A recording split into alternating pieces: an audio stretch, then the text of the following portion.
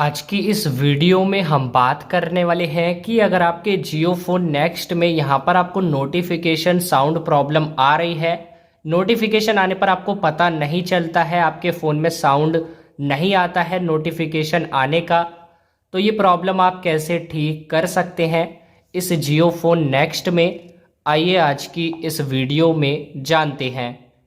आपको इस प्रॉब्लम को ठीक करने के लिए अपने फ़ोन में सेटिंग्स में जाना है। सेटिंग्स में आने के बाद एक ऑप्शन आपको मिलेगा apps and notifications. Apps and notifications पर क्लिक करिए।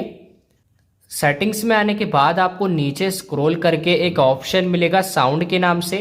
साउंड ऑप्शन पर क्लिक करिए। क्लिक करने के बाद ऐसा इंटरफेस आपके सामने आएगा और अब यहाँ पर नीचे स्क्रॉल करके आपको मिलेगा एक ऑप्शन एडवांस।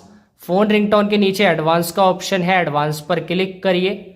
उसके बाद नीचे स्क्रॉल करिए। अब यहाँ पर एक ऑप्शन आपको मिलेगा डिफ़ॉल्ट नोटिफिकेशन साउंड।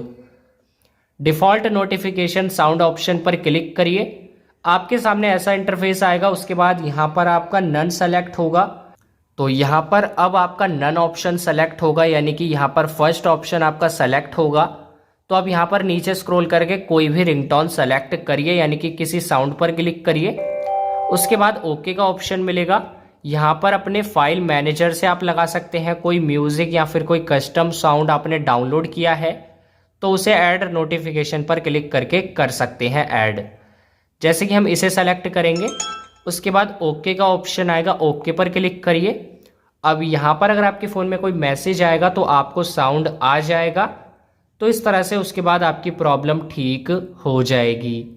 तो अगर आपको ये वीडियो पसंद आई तो वीडियो को लाइक करें और हमारे चैनल को सब्सक्राइब ज़रूर करें।